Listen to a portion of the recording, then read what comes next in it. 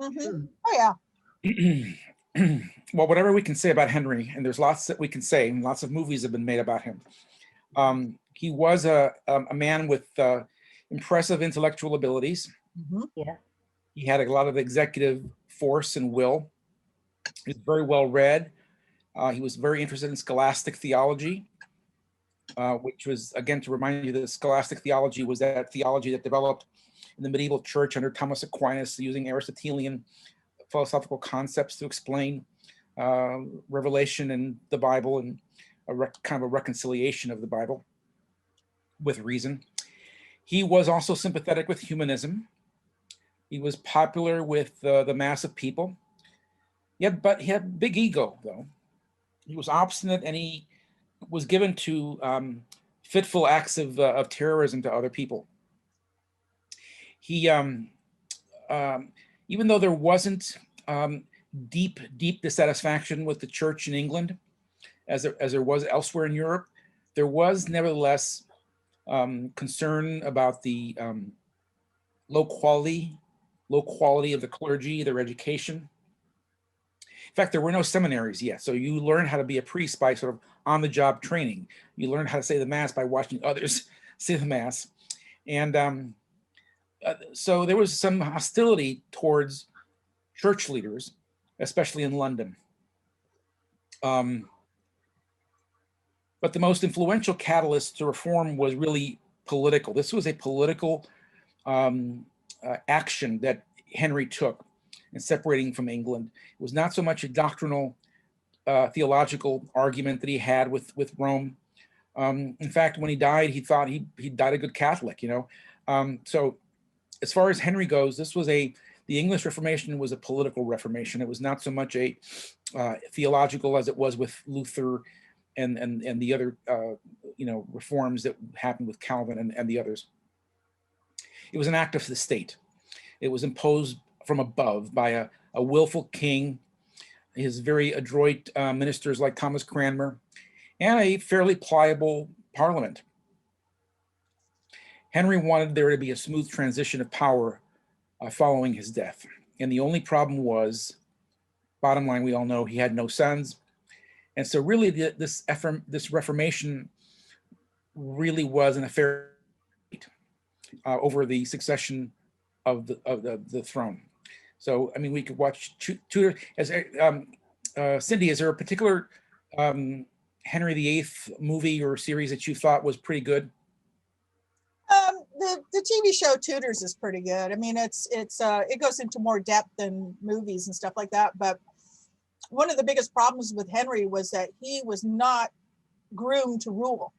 His brother was, and so he was never given any statesmanship training, and he was coddled. He lived in a household of women. He didn't live at court. He grew up around with his mother and at a different castle, and he was coddled by women, and that's why he was so spoiled. He was a very spoiled child. And then his father and he didn't get along, and he was very willful. And also the whole thing about being having an heir was very important to the Tudors because they had usurped the throne. They were not the rightful kings. Right. So that's why it was such a big deal. I always get confused. Were they a red rose or a white rose?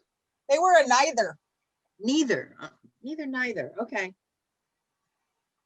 Well, technically, through his father's mother went back to the further on back, and so they sort of went around, and they were Welsh, and but their claim to the throne was about 5 generations back. So they really just took advantage of the War of the Roses, and his father, killed Richard III and took the throne by force. So that's why it was always having an heir was so important. Right. Was his father Henry VII? Yep. Yes. Oh yeah. Okay. He was the first Tudor. Who did his father kill? Edward IV? Richard III. Richard III, sorry. So in 1509, Catherine of Aragon, the daughter of Ferdinand and Isabella of Spain, Pope Julius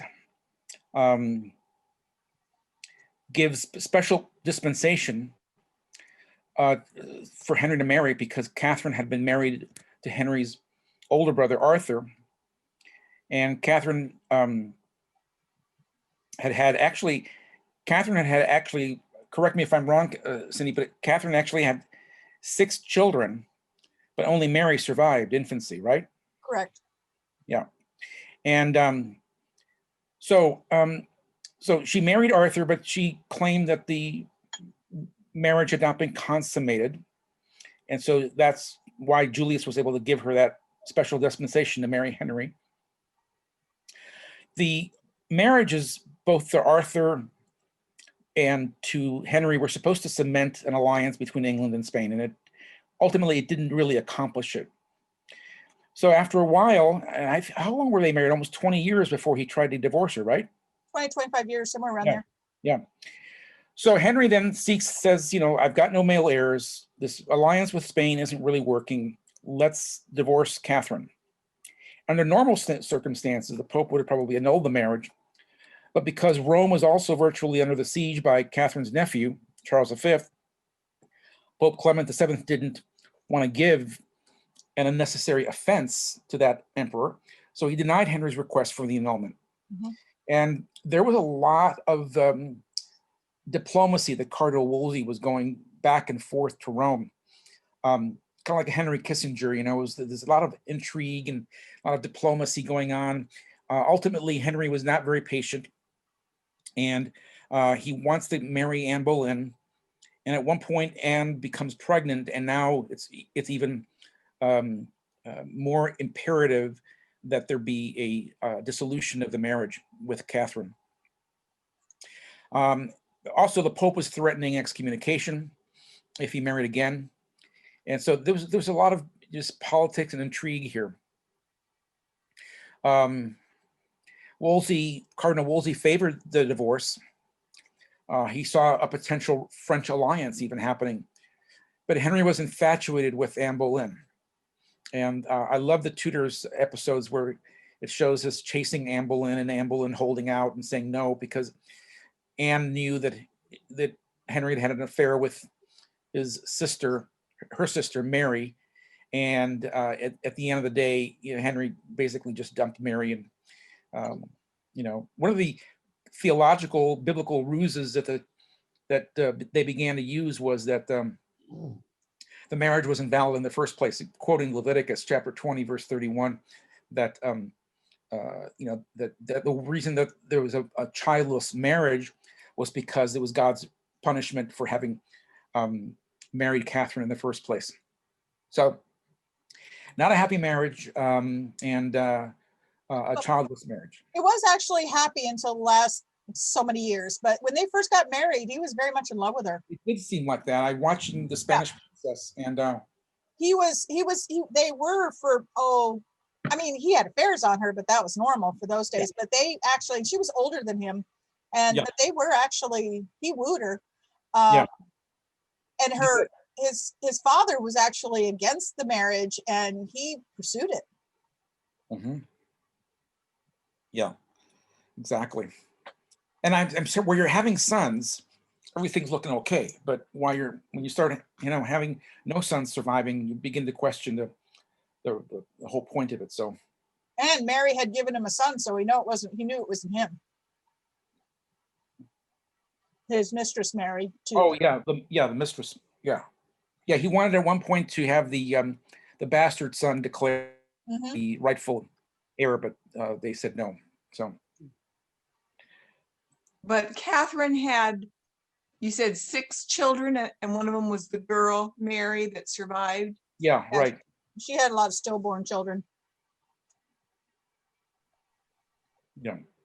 I mean, if she had been alive here today, most of those children probably would have survived easily. But because they would have been monitoring with ultrasound and all those kinds of things, but that just didn't exist back then. Catherine. Stillborn births, especially in England, were Many of them were due to genetic abnormalities. The baby died in the womb. Yeah. But she was, I mean, their whole practices, I mean, a lot of women died in childbirth and in those days, like 1 out of, 3 children survived. It wasn't, their hygienic practices weren't that good in those days. Mhm. So what happens is that Thomas Cranmer suggested that we get opinions from all the different Catholic universities on the question of the annulment. And Pope Clement VII had appointed Thomas Cranmer as the Archbishop of Canterbury under Henry's threat of the papacy losing sort of the it's called annates, the taxes that the church could impose and would be paid to the papacy. So as a result of all of this, Henry sought autonomy from Rome. And in January of 1531 is a proclamation by Parliament that Henry is the sole protector and the supreme head of the English church, as far as the law of Christ allows. There's a little neat caveat there. So he's made the head of the church. Who ruled that Henry was the head of the church? Henry claimed that? Parliament. Parliament stated that. Okay. Yeah. So, like I said, the pliable Parliament convened, and wanted to reduce the power and control of the church. At first, the English clergy refused his demands. But Henry played hardball, and he accused the clergy of treason, of showing allegiance to a foreign power, a capital crime. And under duress, the clergy capitulated to Henry, at least on some of those points. Now, remember from the previous sessions we've had, the papacy had been acting like a, corrupt political power. And the whole Western schism with the 3 popes that, all kind of proved to Europe that, you really can't trust the papacy. They're going to do what's politically expedient for themselves. And so Parliament's simply saying, we're going to do what's politically expedient for us. If you're going to play that way, we're going to play this way. During all this time, Catherine is just shifting from one castle to another because she was very popular. And but she finally died on January 7, 1536. And Anne Boleyn gave birth to a daughter, Elizabeth. And but soon she had a falling out with the king. And after Cranmer had pronounced her marriage invalid, she was executed for adultery on May 19, 1536. The next day, Henry married Jane Seymour, 1510 to 1537, and who died giving birth to Prince Edward. Then he married Anne of Cleves in 1540 and divorced her the following July, bringing death to her sponsor, Thomas Cromwell. Then he married Catherine Howard. He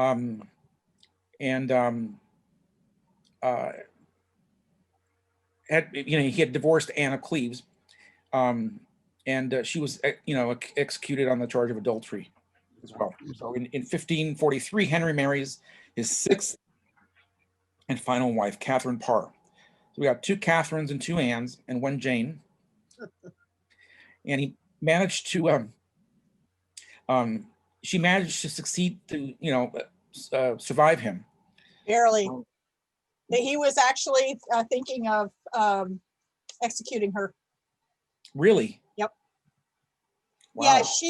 Yeah, she kept him. He was after his accident, he was a tyrant, and before that, he was a fairly good king. Mostly absent, but once he had that ulcer on his leg, he just became this nasty man. Yeah. And he, Catherine Parr, there was kind of rumors going around about her by her, there was always this intrigue going on in the court. And he was actually because he didn't pay attention, he liked being king, but he didn't like ruling. He left all the work to his advisors and stuff. So he was easy to manipulate. And so her enemies were whispering in his ears, but then he died Mm, because there was somebody she was in love with. She actually married him after Henry died. mm. So From what we understand, though, she was trying to sort of create a reconciliation yes, she did. with She kids. yeah, she brought Elizabeth and Mary back to court. Yeah. So she's depicted very favorably in the Tudors, Yes.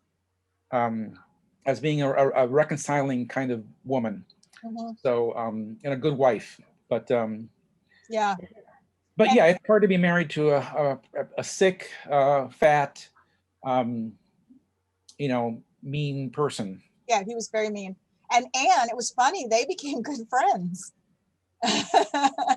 She escaped with her life and was given her own castle and lived off a happy life, and he would visit her often because she was the only one that could talk to him honestly.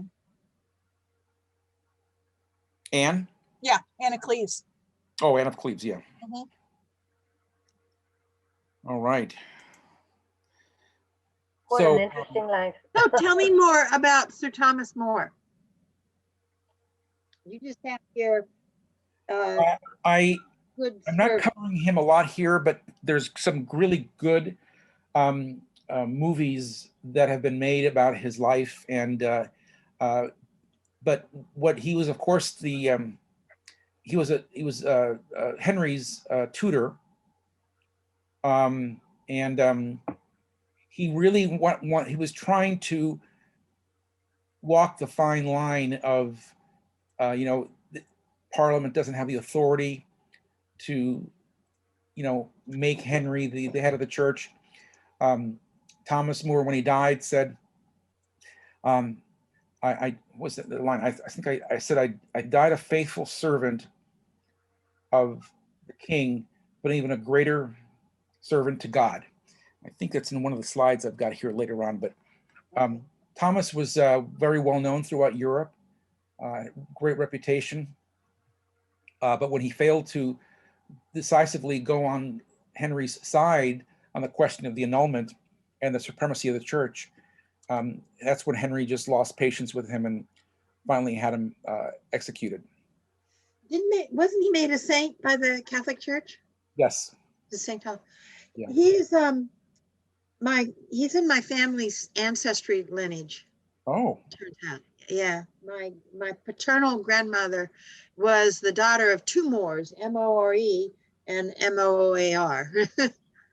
So, but the M-O-R-E, they've always claimed to be from his line. Yeah. And my brother did a lot of research on it. And he couldn't ever really. It wasn't a direct descendant, but maybe like a cousin or something somewhere along the line. He wasn't able to really verify that. But that was the family folklore.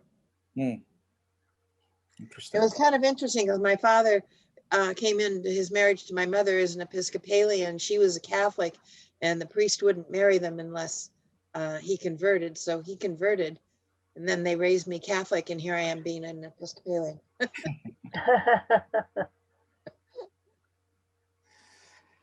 So, Go ahead. so all during this time, some of the Lutheran ideas began secretly spreading within England, and some of Zwingli's ideas as well.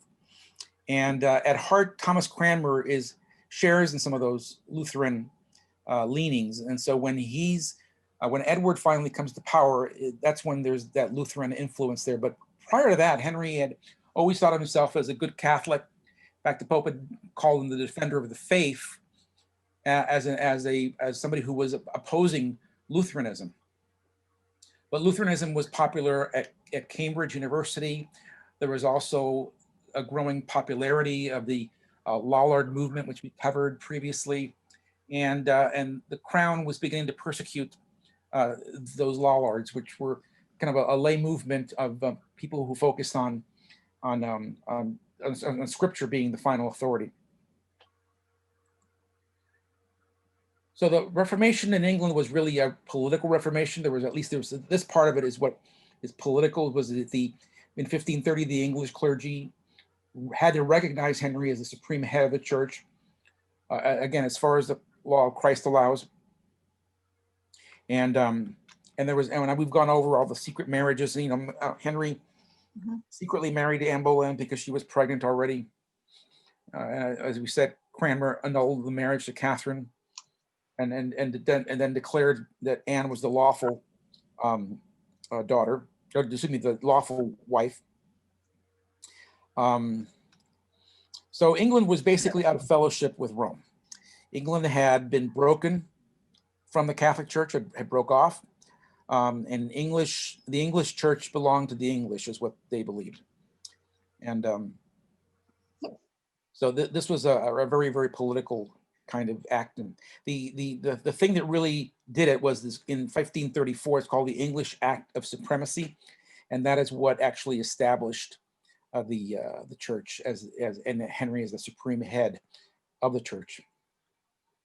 You know, it's really interesting to me that you emphasize the English Reformation as being political, because other people that I've taken church history from, and even the education for ministry that comes out of the University of the South, Sewanee, Mhm.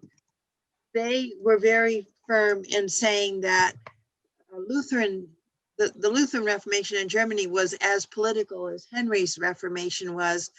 That there was they were emphasizing a slightly different story in terms of saying that in all of the countries there was a religious reformation that because of the corruption of the papacy and the higher clergy, and then there was a political wanting to not allow the Pope to govern the nation states that were emerging, and that was as strong in Germany as it was in England.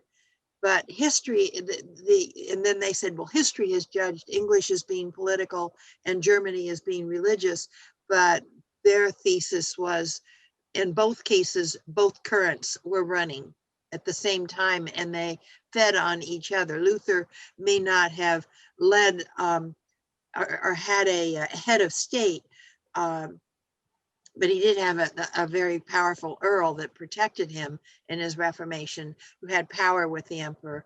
And then Henry took advantage of the reformations that were going on in Europe to forward his political agenda. So it was the weight of you know, who was the monarch, if you will, that pressured the split. But both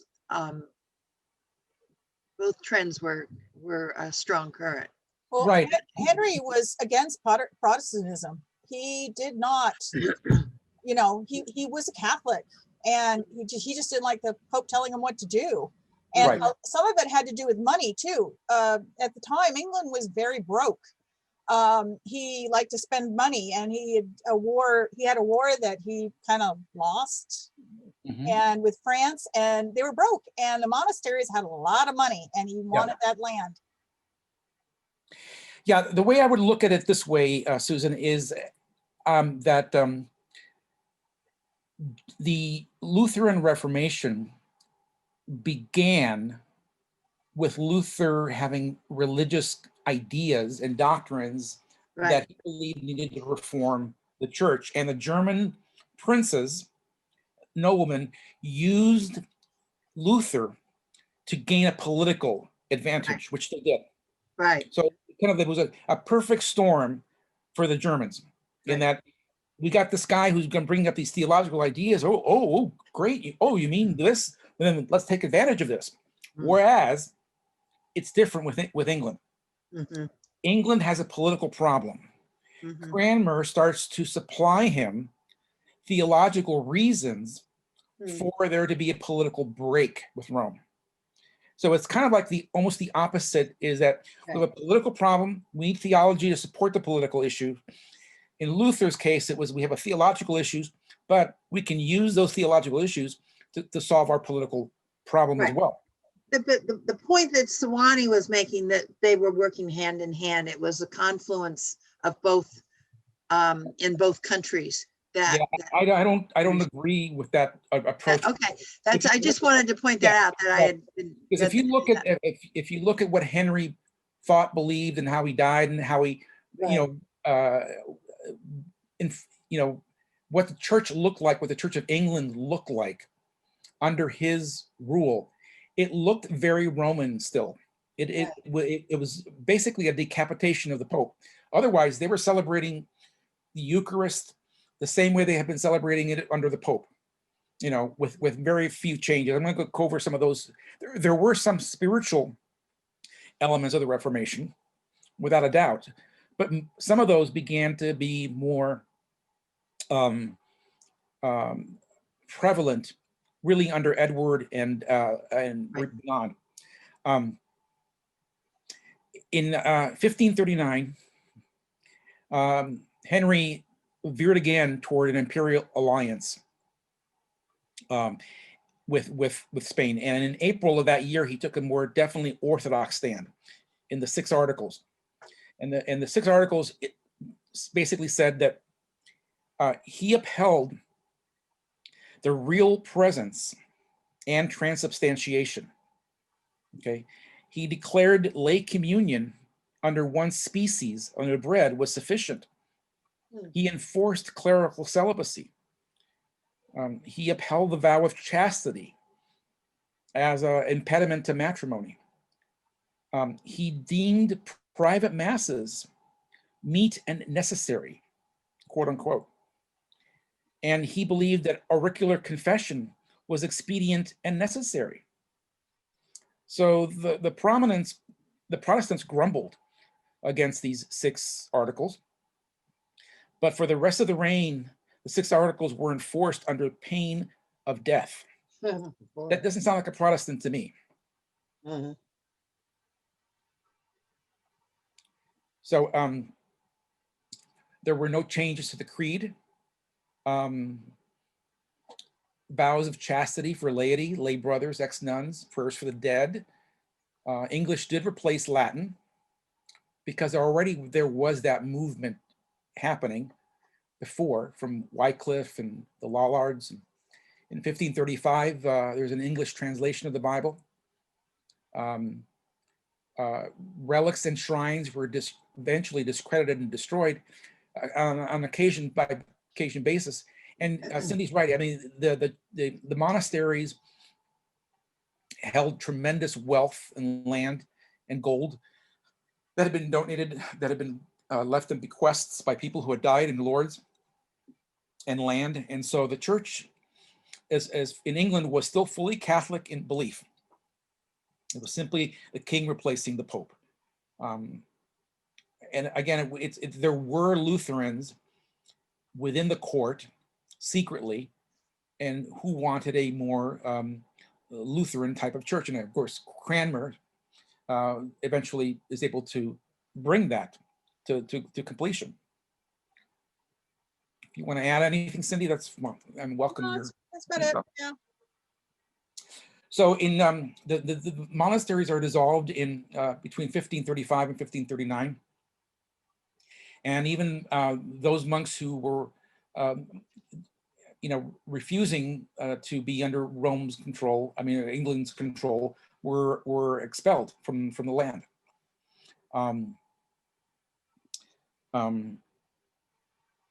A lot of the Carthusian monks were executed for denying the king's supremacy. And eventually, John Fisher and Thomas More were beheaded. And More said, here's the line, "The king's good servant. I died the king's good servant, but God's first." So that when the monasteries were dissolved, the money was given to the state. Okay, so now we have the next heir, Edward.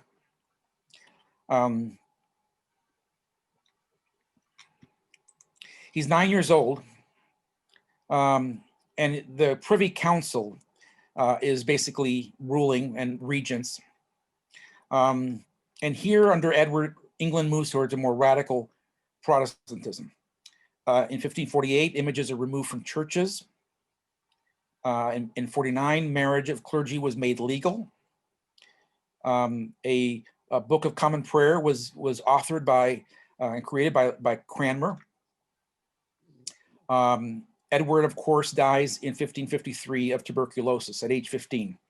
So it's a rather short reign of 6 years.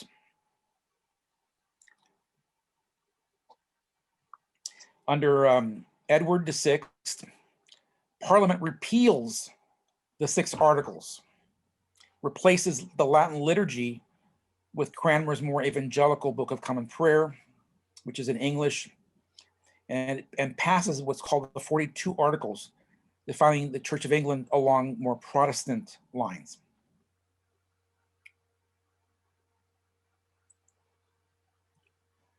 And here's the character of Thomas Cranmer. He was born in Ascleton. Can I get a better pronunciation from somebody on that? Don't know that one. Okay. Anyways, he's educated at Cambridge. He's really Lutheran in his theology. Like I said, he became Archbishop of Canterbury in 1533. He was the creator of the Book of Common Prayer. He believed that one has to be loyal to Scripture. He said, it's not lawful for the church to ordain anything that is contrary to God's written word. So he wanted to kind of create a scriptural Catholicity, where the ancient church, and he wanted to restore the ancient church, and he wanted to restore a purer order of the past. He said, but only those ceremonies which do serve to a decent order and godly discipline should be practiced. He was burned at the stake in 1556. He initially recanted, at which time he gave a sermon with 4 points, where he said, don't love this world, but God and the world to come. He said, next to God, obey your king and queen willingly and gladly. Love your fellow Christians. The rich should give generously to the poor. And he, at the very last minute, he recants the recantation, and he said he was, believed what he believed, and he puts his first hand to the fire, and it burns first because that was the hand that he had used to write his recantation of his previous beliefs. Why was he burned at the stake? Well, because when Mary comes into power, she is now cleaning house. And even though she had initially had given Cranmer a pass, now that Edward was gone, now Mary's going to be in power, and eventually he is executed because he brought Protestantism. And also he had declared that Mary was no longer the valid queen. When he allowed for Catherine to be divorced from Henry, she was still pissed off at Thomas for all of that, for his churchly ecclesiastical functions, as declaring Mary essentially not the legitimate queen. But Mary and was the Elizabeth- daughter of the first Mary was wife. the daughter of Catherine and Henry. Yeah, okay. Bloody Mary. Yeah, we're getting to her right now, next. Very soon, but so a little bit more about Cranmer. A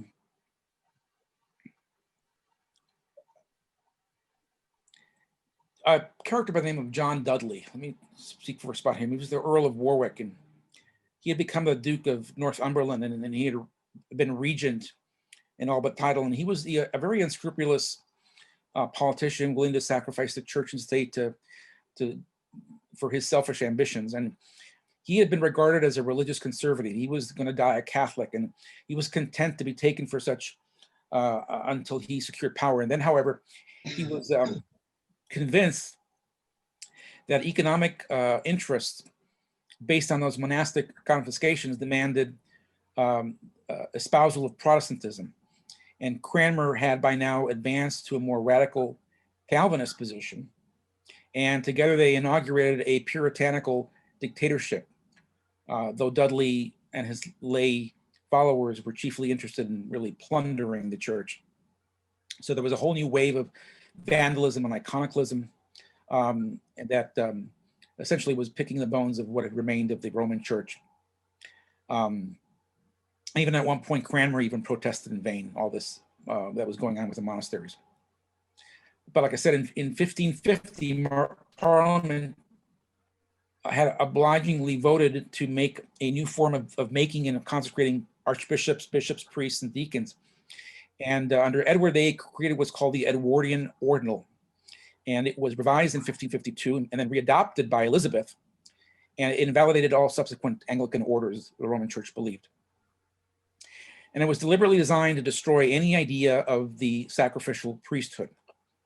Its intention, and until the 17th century, the church believed that it was defective and incapable of perpetuating the apostolic succession of episcopacy and holy orders. In 1550, Ridley, who had been substituted for the conservative Bonner in England, extinguished the sanctuary lamp. And next, Cranmer offered his second Book of Common Prayer that was revised according to more Lutheran and Zwinglian ideas. That new liturgy revolutionized the church. It was no longer going to be called the Mass. There was going to be no attempt to call it that. The new canon practically removed all words having to do with sacrifice, referred to the real presence of Christ in the Eucharist, much similar to what the Lutherans were saying. The altar was called a table, and all the vestments were banned. The only thing that was used was the priest had a surplice, which is that white garment over the cassock, and there was the issue of what's called the black rubric, the question on kneeling for communion. So the conservatives wanted to kneel, the radicals sat down defiantly, and the middle of the rotors felt that the decent thing to do was just to stand. So there was, how do we receive communion? That was what the black rubric was about. And the Book of Common Prayer also reduced the true sacraments to baptism and communion, and outlawed all the other sacramentals. Eventually, the rite was imposed by what's called the Act of Uniformity. And it was made obligatory on November 1st, All Saints' Day. So most of the bishops under Henry were arrested for opposing this and other innovations. Finally, there appeared what's called the 42 Articles, which really was a hodgepodge of Edwardian and Cranmerian dogma. About half of the articles that were retained, that retained Catholic teachings regarding the Trinity, the Incarnation, etc., some of them were retained, but for the rest, Cranmer really followed a Lutheran Calvinist model while steering clear of any Anabaptist ideas. Father, what were some of the other sacraments that were thrown out? You said. Well, the church had already at the Council of Trent later on had declared that during this time that it declared there were 7 sacraments. Oh, what? But Cranmer declared that only baptism and Eucharist were the 2 sacraments, and the others were pastoral rites or sacramentals. What about, it wasn't marriage considered one of the sacraments? It wasn't in the Reformed minds, in the Reformers' minds, no. It was, and if you really think about it, there's a lot of truth and theological justification in that, but in that baptism is a foundational sacrament that helps you to define, it basically helps define how you're going to live your Christian life. Will you live it married through the affirmation of marriage as a way to live your Christian life? Will you live your life via holy orders as a clergy person. If you've fallen into sin, isn't really confession and reconciliation really a reaffirmation of your baptismal covenant? And so this is a discovery that the Catholic Church and many Protestant churches are coming to, or especially the Catholic Church is coming to that understanding, that baptism and communion are really the central two sacraments, and the other five are ways of expressing and living out the baptism and the Eucharist. When somebody is sick in the hospital, anointing of the sick is a reaffirmation of their baptismal presence with Christ and the community of Christ, and a feeding of the Eucharist. When somebody is confirmed, that is simply part of the rite of baptism. So when I was, 20 years ago or more, when I was working as a religious education professional in the Catholic Church up in Los Angeles, I was going through a 3-year program called the Master Catechist program, and we were very excited about the Rite of Christian Initiation for Adults, RCIA, which has become in the Catholic Church the way for people to become, who are adults, to enter into and be baptized or confirmed in the Catholic Church. Part of my job up there was creating the RCIA for the youth programs. That aside, the RCIA theology is very, very strongly baptism and Eucharist. Okay, when you baptize a person who's an adult, you confirm them and you give them Eucharist at that time on the Easter Vigil. So that's been a development in the Catholic Church. They still officially say 7 sacraments, but those who are writing, thinking theologians within the Catholic community are beginning to say, wait a minute, all these other 5 sacraments are really extensions or ways of living out one's baptism or living out the Eucharist in different times and moments. So that's where the church is coming, and that's very close to where, by the way, the way the Orthodox churches have functioned. When you are going to be baptized, you're confirmed and you receive Eucharist in one fell ceremony. It's not all these different ceremonies spread out. In fact, when I used to teach sacraments in Catholic high schools, Catholic sacraments, I would always present sort of a history of the sacrament. And not all of these 7 sacraments were always 7 sacraments. At the very beginning in the church, there was only 2 sacraments in the early church. And slowly, these other sacraments became ceremonies that were used by the church and became more and more hardened and institutionalized. But the early church was not always 7 sacraments. By the time the Council of Trent emerges, the church says, nope, 7 sacraments, in a sense, in opposition to the Protestant position of only saying 2. So sometimes when you harden in one position, the other side takes the opposite position just because, they want to spite you. So that was the kind of that was the back and forth. If the Catholic Church had said, yeah, you're right, Luther, there's really, 2 sacraments, it would have been a capitulation to the Protestants, and the church was just not in the mood at that time to do that. They were not trying to be conciliatory. But the church is beginning to understand more and more today that really all the other 5 sacraments really flow out of the 2 main sacraments. They're really embellishments of the 1 and 2. Well, not an embellishment, but it's another way to experience baptism. It's okay. I'm going to be a priest, so I'm going to receive holy orders. Holy orders is simply another way for me to live out my covenant with God in the world.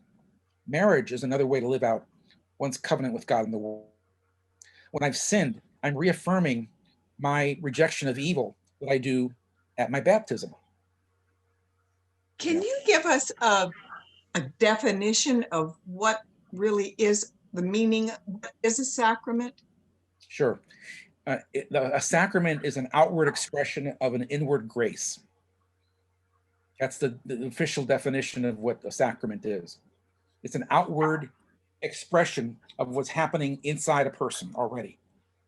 It's not this thing that you didn't have and now you've got it. It's like it's a celebration of what is happening and present in your life. In other words, I'm affirming that I want to reject evil and affirm my turn to God.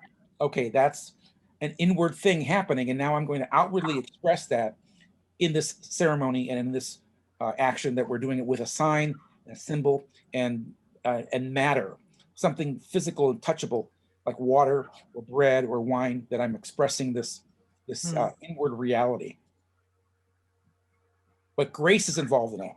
And the doing of that ceremony, the doing of the sacramental celebration, testifies, celebrates, and witnesses what's happening already there. Well, now I have to ask you to give me a clear definition of grace. So grace is God's presence, God's becoming present in a way that one feels it or can express it verbally, emotionally, and it can be expressed. But at the very core, it's God's outward expression to you, God's presence in you. Oh, that's good. Everyone has a spark of God within them. Yeah, but we have to be careful with that statement only because, it can become pantheistic. That is, that everything is God. And we don't want to say that. We can say there's a spark, there's a presence, there's a light, there's an inner light that is inside you, that is God's light. We are made in the image and likeness of God, and so we need to live that out. And we can try to smother the grace. And so this question about grace, which is God's presence and salvation in our lives, becomes a very, very important concept that St. Augustine wrote about in the early church, in the 4th century. And it becomes a very, very important concept for Luther, where he says we are justified, we are made right with God by grace. Nothing else is needed to be saved. It is God's grace that saves us. John Calvin, the French reformer, says that this grace is such a powerful thing that a person's human will can be overpowered or almost obliterated by God's grace. And so therefore there are some people who are willed by God for salvation, and some that are not willed by God, who are destined to hell. So this is the concept of grace and predestination that becomes very hotly contested by the Catholic Church, by the Lutherans, and by the Anglicans as well. So the Presbyterians, who are eventually the successors of the Calvinist movement, focus on God's sovereignty. God's so powerful. God is so great that God knows who is going to be saved and who is not going to be saved, who's going to accept the salvation and the offer of God's grace, and who's not going to accept that salvation. Whereas other reformers that we'll talk about in the coming weeks are saying, no, the role of the human will is still there. A person can reject God's grace, okay, and so therefore reject God's offer of salvation. And whereas the Calvinists would say, no, this is a complete grace is irresistible. When God comes into you, you don't have a choice about this. So there's a lot. What is the Episcopal Church's position between those two? We have a more Catholic approach, which is that grace is something that is offered, but you can reject it. You can say no defiantly. You can and your life of grace must show forth with works. That it's not just the grace that grace overpowers you.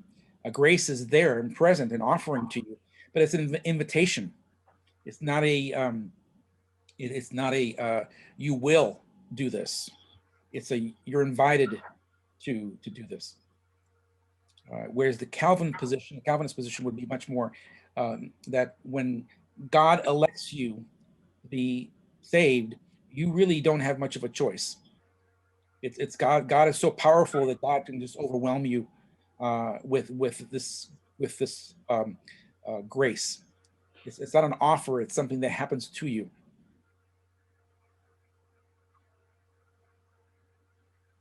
They call it predestination or something. Right, predestination. Predestination. And the Catholic Church and I agree on that. We reject predestination, so yeah, it's not an Anglican direction, an Anglican position. Well, then the Jehovah Witnesses that or other sects that believe that there's whatever it was, 144,000 will be Right. saved. Right. That would fall in with that kind of thinking, right? Yeah, a little bit. Yeah, they do believe the Jehovah's Witnesses have held that position of the 144,000 elect. But I think if I look at their theology, it's a much more, it's not just that God has selected these people, but that they have lived such lives, such muscularly good, radically lives that they've earned it. Whereas the Protestant, Lutheran, Anglican, even Catholic position today is that you can't earn God's love. You can't do anything that's going to force God's hand. It is God's invitation. It's our acceptance of it as an invitation. And we still have our human will, even though damaged at the fall, is still something that is intact and we can still do good. Whereas the Calvinist position is there's no way you can do anything. The human person without God's grace is evil, is going to hell. And if this person is not an elect for salvation, there's nothing this person can do.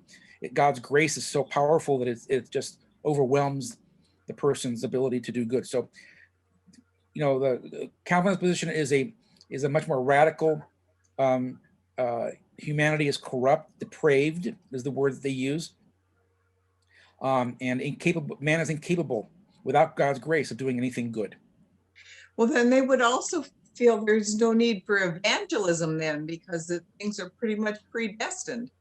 That's a trap that they fall into, wouldn't it? Because yes, they would suddenly say, well, if there are some who are already saved, then what's the point of doing missionary work and all that? So they've modified their position, the Presbyterians today, a little bit, but the older Presbyterian position was a very strict predestination Calvinist position today, and there was and we'll talk about it in a few weeks, but there were those who opposed the Calvinist position. They're called the Arminian, the Arminian position. But I want to save that for another day when we can dissect that part a little bit more, because I just covered it last night with my students, and we're getting ahead by like 2 weeks. Yeah, I apologize. I think I got you off track. Great questions. I love the questions. Always love them. But I because we're going to be covering this in the future, I want to kind of like let it simmer so that we can address it in more detail. So, okay, let me finish this with the political turmoil regarding the succession of Edward. Before even Edward's death, remember Dudley, I mentioned it before, he's realizing his position is kind of precarious with the succession of Mary Tudor as a Catholic. And so Dudley induces the dying king to change his father's will by designating his heir, Lady Jane Grey, a granddaughter of Henry VIII's sister. Lady Jane then hastily weds hastily is wed to his own son, Guilford Dudley, who was proclaimed, and she was proclaimed queen by Dudley when the king died on July 6th, 1553. Dudley prepared them to rule in the name of that youthful pair. But Mary Tudor supported by the majority of Englishmen, enjoying the encouragement of Emperor Charles V, set up her standard. And Lady Jane reigned but about 9 days. And for Dudley's following melted away, and Mary entered London unchallenged as queen on August 3rd, 1553. So What happened to Lady Jane Grey in the end? If she only reigned for She short was time. killed. Was she's head cut off. Oh, she. Yeah, she was executed. Poor little thing. She was just so used. She was a pawn. The daughter Elizabeth of Anne Boleyn, she's not Queen Elizabeth. Yes, Where does she fit into the we're getting there. reigning? Oh, she's coming up? She's coming up. Oh, okay. Now we've had Henry VIII, we've had Edward, and now we're about to get Mary, Bloody Mary. Here we are. Well, Bloody Mary was different from the Mary, Queen of Scots, right? Or was Right. she Yeah. different? Now, first of all, I to call her Bloody Mary is really kind of unfortunate. I mean, Elizabeth had a lot of Protestants or a lot of Catholics killed. Henry had a lot of people killed as well. There's been enough blood in this Tudor dynasty to go around. However, Mary seemed to have accomplished it in a much shorter period of time Yeah. than the other monarchs. Okay, so anyways, she had been fairly neglected for many years. She'd become a lonely and misunderstood woman, greatly in need of advice. And for this, she turned to her grandfather's policy of the Spanish alliance. So first she needed to kind of secure her position and strength back in England before she went out to get the Spanish alliance. But she does when she feels strong in England. Wait, I'm confused. Isn't Mary Tudor the same as Mary Queen of Scots? No, they're different. Okay, where's Mary Queen of Scots in all of this? She's later on. She's in France later on with Elizabeth. Okay. all Yeah. right. Mary Queen of Scots is the potential challenger to Elizabeth. Right. And they have different. Right now, Mary Queen of Scots is probably in France. She's going to eventually marry. Is it Philip, Cindy? She marries the Dauphin Yeah, of France. Yeah, I can't remember which one. second, something like that, possibly. But they did. Anyway, He died. But she's a cousin of Elizabeth I. right. Whereas Mary is Elizabeth's sister, half sister. Half sister. She's the Mary daughter of Tudor Henry. is Elizabeth's half sister. Which Mary is? This Mary is Bloody Elizabeth's Mary. half sister. Bloody Mary is the half sister. Is that right? Yes. Bloody Mary. Okay, I never could sort that out. Yeah. And she's the half sister of Elizabeth by what mother? Catherine of Aragon. Anne Boleyn was the That- mother. Anne Boleyn is the mother of Elizabeth, Okay. and Catherine is the mother of Mary. Catherine, which Catherine? Who is the No, no. mother of Mary? Mary is the daughter of Catherine of Aragon, Henry's first wife. Elizabeth is the daughter of his second wife, Anne Boleyn. And they were Oh, both okay. considered illegitimate at one time, but then Henry made them legitimate towards the end of his life. Okay. What a mess. What a dysfunctional family. Great for television drama, though. Okay, so she, very Catholic. She wants to bring England back to the Catholic Church. She marries Philip of Spain, Philip II, the son of the emperor. Okay. She wants to reconcile with Rome, restore Rome. She at first is very forgiving and dismisses Cranmer with a pension. Okay, go out to the countryside and retire. But she later, either through the advice that she gets, decides that she needs to imprison him and get him to repeal, or she repeals everything that Edward had done. And she restored the Mass and restored worship to what it was the last year of Henry VIII's reign. Okay. This is why, again, I'm telling you, Henry VIII and Mary both, in a sense, see themselves as Catholic. Mary wants to bring not just the Catholic doctrines and worship, but she really wants to restore the power of the papacy and of Charles V and of Spain in England. Now, during that Tudor period, how many switches were made between Catholic and Protestant, Catholic and Protestant? So we get, It seems like yo-yoing back and forth. okay, after Henry dies, think of the pendulum swinging Protestant with Edward. When Edward dies, the pendulum swings back to Rome, the Catholic. And then when Elizabeth comes into power, the pendulum kind of goes into the middle, although leaning a little bit towards Protestant. I mean, you can't say that Elizabeth is, you know, I've said it often, but it really is inaccurate to say it this way, which is that it's really is the middle between Catholic and Protestant, because there was a lot of Protestant ideas within the Elizabethan period. Well, Henry VIII himself was never really anything but a Catholic. Right, and Elizabeth initially, excuse me, Elizabeth initially feigns that she's going to restore the Catholic Church. But once she's in power, she doesn't do it.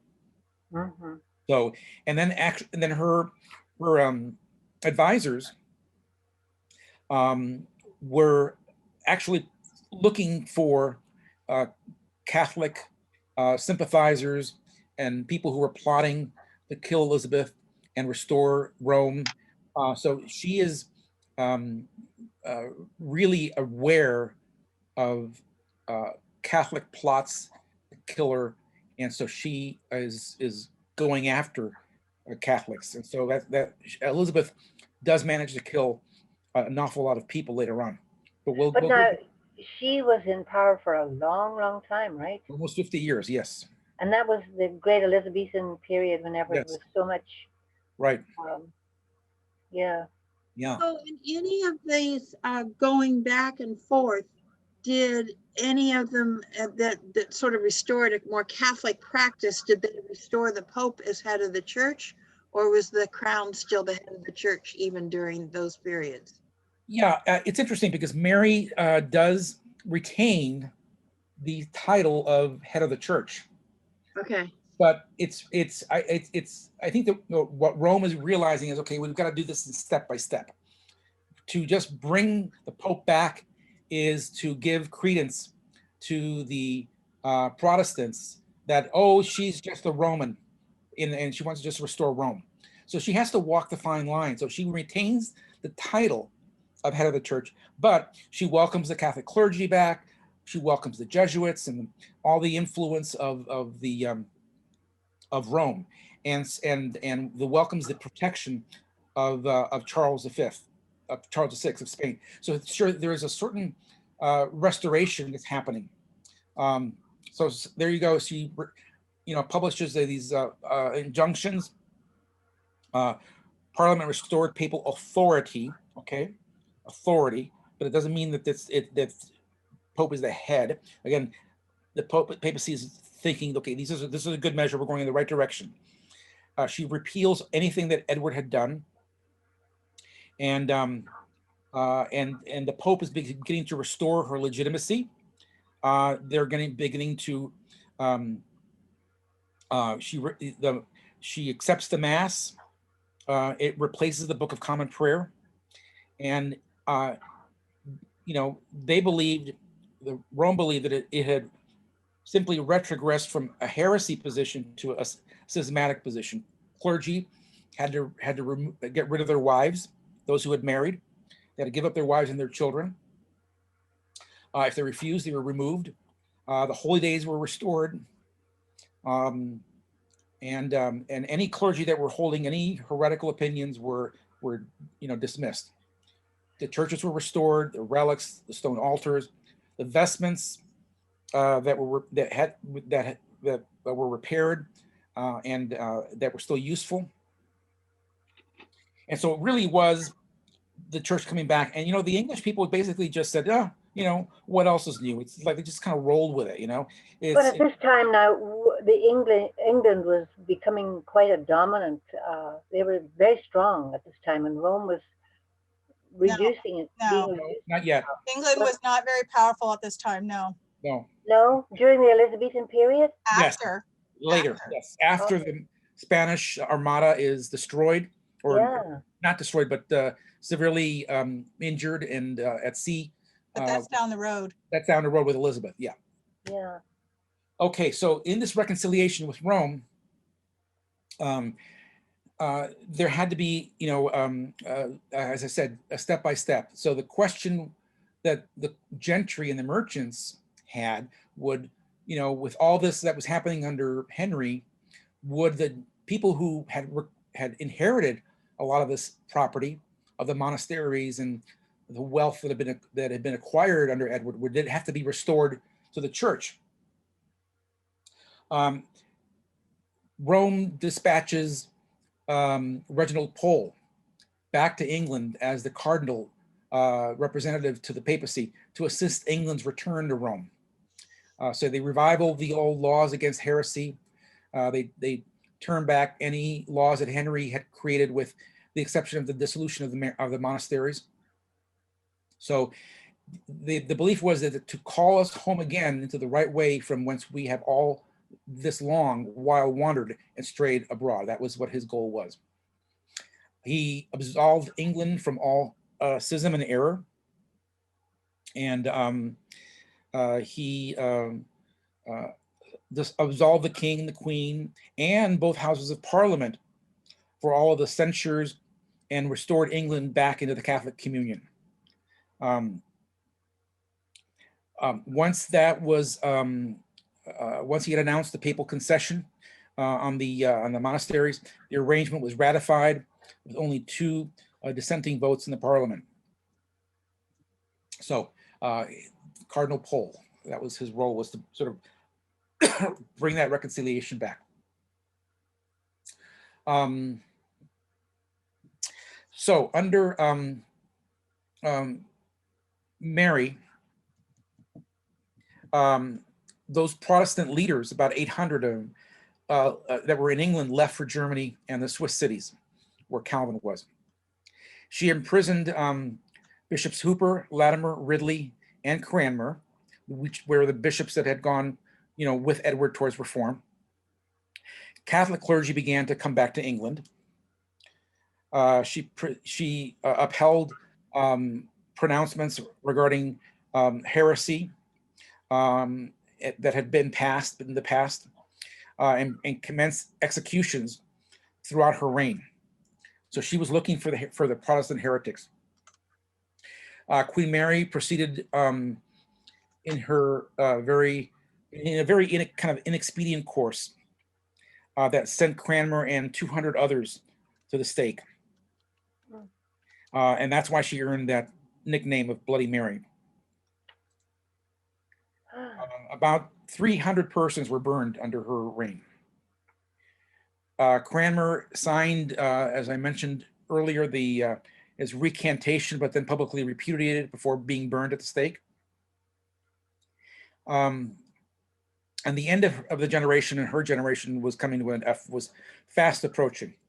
The Emperor of Spain died, and Philip made a mistake that destined to plague him for the rest of his life. When Mary's health began to fail, he used his influence to promote Elizabeth to succession, and Elizabeth deceived Philip by her new Catholic habits. She pointed, she feigned Catholicism and held out hope that she might marry him. And at any rate, Philip prevailed on the reluctant Queen Mary to accept at face value Elizabeth's assurances that she would maintain the Catholic Restoration. The Queen, Queen Mary and Cardinal Pole both died on the same day, November 17, 1558. So now Mary's dead, Elizabeth ascends to the throne. And she actually, dissembled her religious views. She kept it hidden until her coronation. And at the beginning of the following year, she then restored the Act of Supremacy that Henry had put in place. And she served notice that England would soon relapse both into, it served basically notice that when she became the Act of Supremacy, that she was essentially bringing the church back into a schismatic position. One could consider her moderately Protestant, not totally anti-Catholic, and not totally Lutheran, but somewhere in the middle. And there's that famous line about not looking into men's souls as to what people believe. She just wanted to unify the church. She wanted political stability. And she had seen how religion had divided the country, and really she wanted to kind of bring a sort of a restoration and moderation to the crown and to the country. That's so typical of her, because she had to walk a tightrope her whole life. Yep. And so she, and even when she became queen, her throne was still not quite stable, so she had to really walk a tightrope. Yeah. But she was the Virgin Queen. She never married, right? Correct. Yeah. Well, that was the, she wasn't probably really a virgin, but. Yeah, but the fact that she never married. Yeah. She was. They called her the Virgin Queen. Title of the Virgin Queen. Yeah. So basically, she restored things. 1559, the Act of Supremacy, abolished papal allegiance. She's the supreme governor of the church. The Act of Uniformity, restored the second prayer book of Cranmer. And by the way, that's the only book that was officially, no, that's 1662. Yeah, there's a second prayer book. Yeah, I think the second prayer book was the official one that was restored, and Parliament voted to accept it.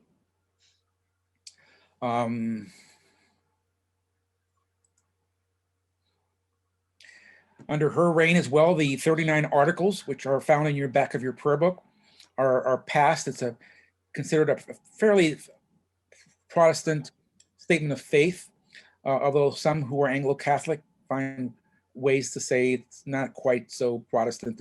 There's actually some Catholic opinion there. So all of these things are political actions. They're actions that are in league with the Parliament is wanting to do. There was an oath of allegiance that subjects had to take, that Elizabeth was the queen and the governor of the church, and it was required everybody who served in her cabinet and in her position had to accept. And again, the English people just sort of rolled with the punches. Okay, it's like the English people just weren't going to get all lather about these things. There was a lot of very private kind of devotion and worship, and a lot of people very, very much practicing many Catholics were still practicing their faith quietly and privately. We don't have time for it right now, but there was a lot of priests that were smuggled into England and were hidden in homes. And I forgot, I was just watching a video about that last week, and showing some of these homes and how they had modified the interior so that a priest could hide for hours, if not days, in some of those Priest holes. Priest holes, right? Priest holes. A lot of them were behind the chimneys.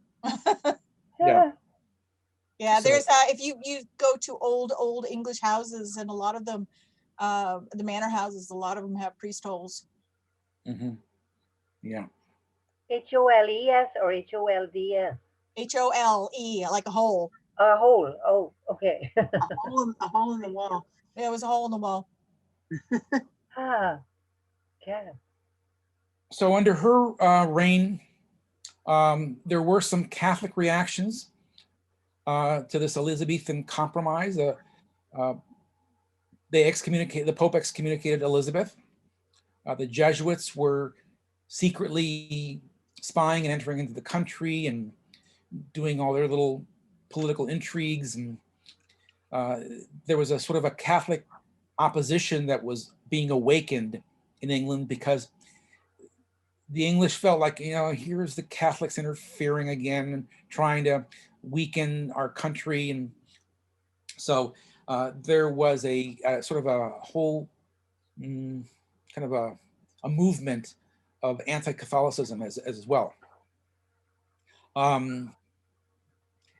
There were fines for not going to church or for saying or hearing a Catholic mass. Priests, if they found them, they were charged with treason and usually executed.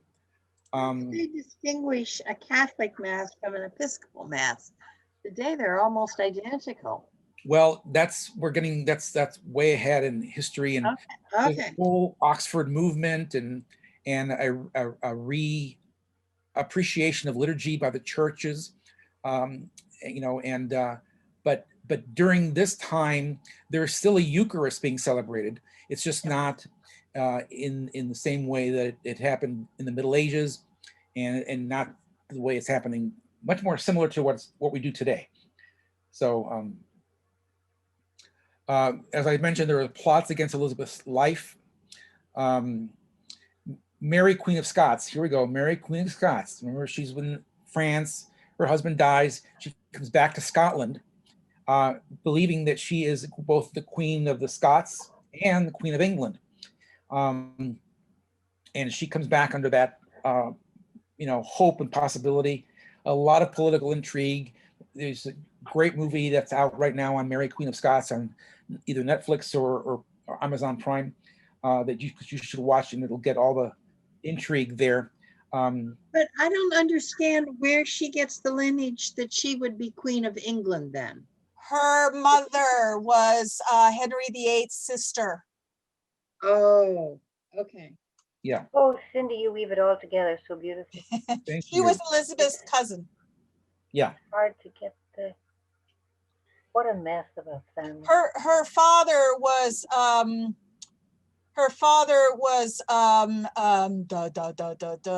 James the Fourth of Scotland, and her mother was Elizabeth of England, Mary of England, who was Henry VIII's sister. Eventually, Mary's, Queen of Scots' son is the successor. There we go. Yeah.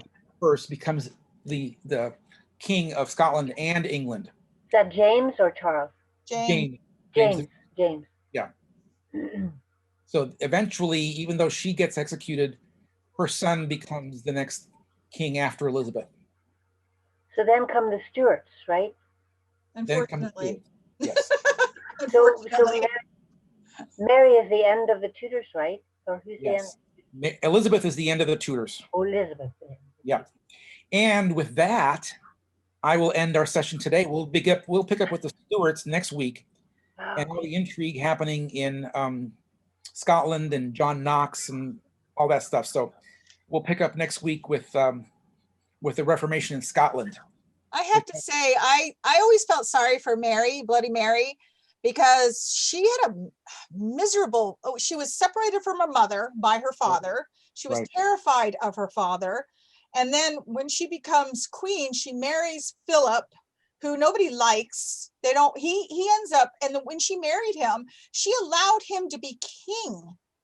And this didn't sit well with English people, and he couldn't stand her. He would only come back to England every once in a while. And then she had these phantom pregnancies. She Right. actually looked like she was pregnant. We think maybe it was a tumor. Yeah. But she just had a miserable, she was a very paranoid person. She and Elizabeth sort of had the same upbringing in that they were illegitimate, legitimate. They never knew what their father was going to do. Yeah. And so Elizabeth handled it a lot better than Mary. And but Mary marrying Philip was a big mistake. Yeah.